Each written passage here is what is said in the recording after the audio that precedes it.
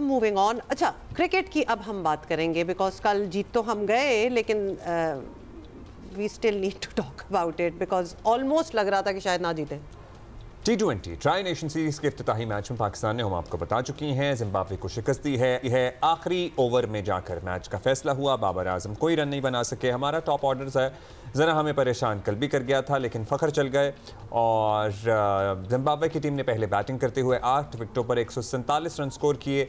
Zimbabwe की team को 72 run का ओपनिंग स्टैंड मिला, मगर इसे बरकरार नहीं रख सकी और फिर ऊपर नीचे विकेटें गिरती गईं और ये था। सिकंदर रजा ने 34 रन बनाए। मोहम्मद नवाज ने 2 खिलाड़ियों को आउट किया। जवाब में पाकिस्तानी बैटर्स लिटरली शुरू से ही मुश्किलात का शिकार नजर आए। ओपनर साहबजादा फरहान 16, साइम अयूब 22 रन बना सके। बाबर आजम कोई सिफर, मतलब कोई सिफर नहीं, सिफर था, एवी कोई नहीं था, सिफर था हमारे पास। But anyway he just couldn't do it yesterday. और अब वो क्योंकि अभी पिछले कुछ अच्छा उनका स्पेल गुजरा है और इंशाल्लाह आगे भी अच्छा गुजरेगा, तो एक्सपेक्टेशन हमारी तो आपको पता है ना, स्काई रॉकेट एकदम से हो जाती हैं। सो ही लेफ्ट ऑन अ 0 और फिर कप्तान सलमान अली आगा भी एक ही रन बना सके, तो उनसे भी कोई ख़ास कॉन्ट्रीब्यूशन नहीं है। और कल से ये बहस ज़ोर पकड़ रही है कि सलमान आगा का टीम में क्या किरदार है। I feel bad about asking such questions but we will ask these questions, so let's talk to our guest. Because वो अच्छा परफॉर्म करते हैं, आपको पता है, वनडे में पर्टिकुलरली, टेस्ट मैच में भी पर्टिकुलरली, सो उनकी अपनी परफॉर्मेंस अच्छी होती है, वहाँ पे वो रन भी बनाते हैं, सभी ठीक है। अब्दुल माजिद भट्टी साहब हमारे साथ हैं। भट्टी साहब क्या हाल है आपका? भट्टी साहब, what are your thoughts on yesterday's match? पहले तो यही बता दें। बहुत शुक्रिया अब्दुल्ला हुमा। देखें, जिम्बाब्वे वो टीम है जो दुनिया में लो रैंक की टीमें हैं, जिम्बाब्वे का शुमार उन टीमों में होता है। लेकिन जिम्बाब्वे के खिलाफ 4 गेंदें पहले 147 रन का टारगेट चेस करना मेरे ख्याल में कंसर्न की बात है। बाबर आजम को हमने सेंचुरी के बाद बहुत ज्यादा प्रेज किया, करना भी चाहिए, लेकिन वो डिस्कस भी बार बार इसलिए होते हैं कि वर्ल्ड के टॉप के बैट्समैन हैं, वो कई बार फ्रस्ट्रेटेड नजर आते हैं। कल भी जिस तरह वो कल छठी इनिंग्स में अब्दुल्ला हुमा तीसरी बार सिफर पर आउट हुए T20 इंटरनेशनल में, तो मेरे ख्याल में थोड़ा सा पाकिस्तान को जो इस वक्त सपोर्ट मिल रही है वो पाकिस्तानी बॉलरों की तरफ से मिल रही है। कल जिस तरह जिम्बाब्वे ने चार्ज किया था, एक वक्त पे उनके 91 फॉर 1 थे, उसके बाद फिर बॉलरों ने आखिरी 5 ओवर्स में 34 रन देकर 4 आउट किए। वहां पाकिस्तान ने 147 पर रिस्ट्रिक्ट किया उनको। लेकिन अगर ये स्कोर 160, 170 होता तो फिर पाकिस्तान के लिए मुश्किल हो जाती। और फिर आप देखें मैच फिनिश जो है वो भी चले, उस्मान खान बहुत अच्छा खेले, लेकिन मेरे ख्याल में जो सबसे अंडररेटेड प्लेयर है, जिनको बहुत कम हम लोग प्रेज करते हैं, वो मोहम्मद नवाज है। रिसेंट पास में आप देखें, जो शारजा का टूर्नामेंट था जिसका फाइनल हम अफगानिस्तान के खिलाफ छोटे स्कोर के बावजूद जीते, वहां भी 5 आउट किए थे मोहम्मद नवाज ने।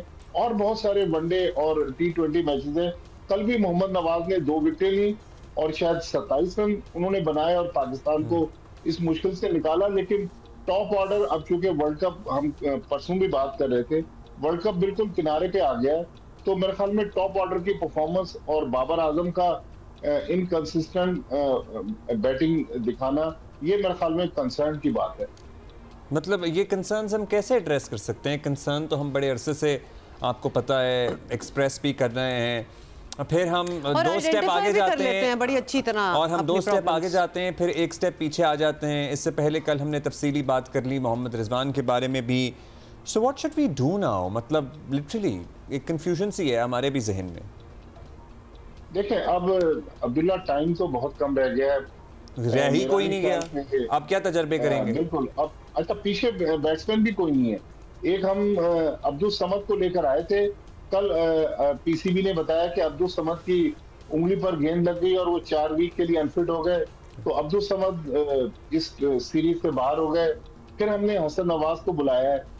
अब रहस है कि अगर पाकिस्तान कुछ करना चाहता है, तो जो हम आवाजें सुन रहे हैं, शादाब खान की आवाज आ रही है, या फिर जो पाकिस्तान शाहीन्स में जिस तरह माज सदाकत ने कल मुसलसल तीसरे मैच में, आप देखें दोहा में जो एशिया कप हो रहा है राइजिंग स्टार्स का, उसमें मुसलसल तीसरे मैच में स्कोर किया है, वो एक अच्छा पाकिस्तान का फ्यूचर प्रोस्पेक्ट है। कई लोग कहते हैं नंबर की भी नहीं हमें समझ आती ना। साइम और फखर को साथ भेजो तो फरहान का नंबर आगे पीछे हो जाता है, बाबर तो और आगे चले जाते हैं।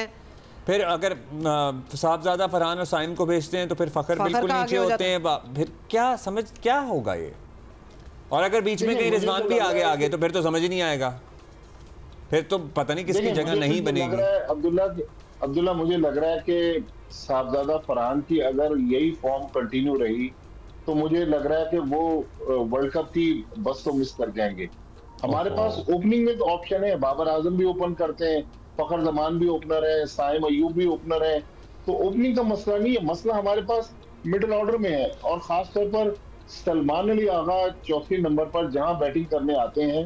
मेरे ख्याल में सलमान अली आगा की जो T20 की फॉर्म है, वनडे में तो वो रिसेंटली बहुत अच्छा खेले, T20 में सलमान अली आगा मेरे ख्याल में अब हमें सोचो विचार करना पड़ेगा। अच्छा, लेकिन मुझे भट्टी साहब साहबजादा फरहान को as a reserve wicket keeper भी तो हम तसव्वुर करते हैं ना, लेकिन करा नहीं रहे और वो नहीं कर रहा तो जाहिर।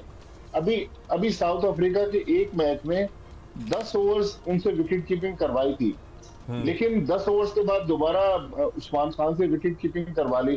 तो आपको लगता है कि ये रिजर्व विकेट कीपर वाला रोल उन्हें बचा सकता है या नहीं बचा सकता?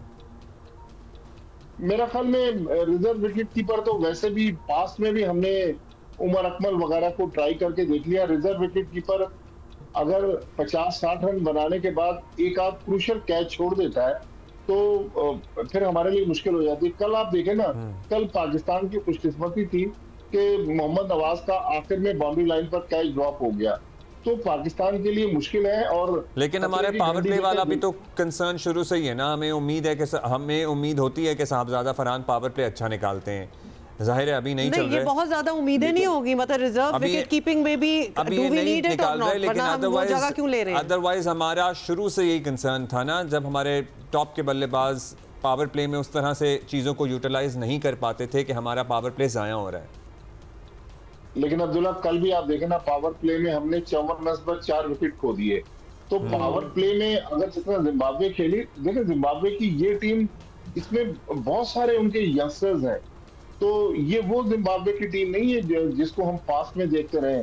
सिकंदर रजा या एक ब्रेंडन टेलर है, एक आध और है, लेकिन मोस्टली उनके नए प्लेयर हैं। लेकिन पाकिस्तान के टॉप ऑर्डर बैटिंग की जो परफॉर्मेंस है, खासतौर पर कहते हैं कि दुनिया की वो टीम आगे चलती है जिसके टॉप 4 परफॉर्म करें। आप देखें पाकिस्तान के टॉप 4 या तो सिंगल हैंडेडली मैच को निकाल देते हैं या स्ट्रगल करते रहते हैं। तो मेरे ख्याल में, और जब वो स्ट्रगल करते हैं तो फिर पूरी टीम स्ट्रगल करती है आगे। जी, बाबर आजम का क्या कह रहे हैं आप भट्टी साहब? मैं कहता हूं कि बाबर आजम को जिम्मेदारी लेना पड़ेगी। बाबर आजम को थोड़ा सा मेरे ख्याल में पीसीबी को या कोचेस को बिठाते समझाना पड़ेगा कि अब वो नॉर्मल रहे। कल भी उन्होंने पिछले मैच में जो वनडे मैच हुआ था आखिरी, उसमें जिस तरह आउट होने के बाद फ्रस्ट्रेशन में बल्ला मार दिया था विकेट पे, तो उनको जी फिर उनको डीमेरिट पॉइंट्स भी हो गए, फाइन हुआ। जी हाँ, डीमेरिट पॉइंट भी मिला और 10% मैच फीस का फाइन भी हुआ। तो मेरे ख्याल में बाबर आजम से चूंकि तवक्कुआत ज्यादा है, इसलिए वो थोड़ा सा फ्रस्ट्रेशन में नजर आ रहे हैं। लिहाजा नेक्स्ट मैच में करना पड़ेगा। भट्टी साहब, नेक्स्ट मैच में क्या, किसको बिठा रहे हैं, किसको खिला रहे हैं? What are you seeing? देखिए नेक्स्ट मैच तो अब पाकिस्तान का है सैटरडे को, तो मेरे ख्याल में बैटिंग में तो अगर किसी एक बॉलर को कम कर लें तो हसन नवाज को एक बार ट्राई करके देख लें।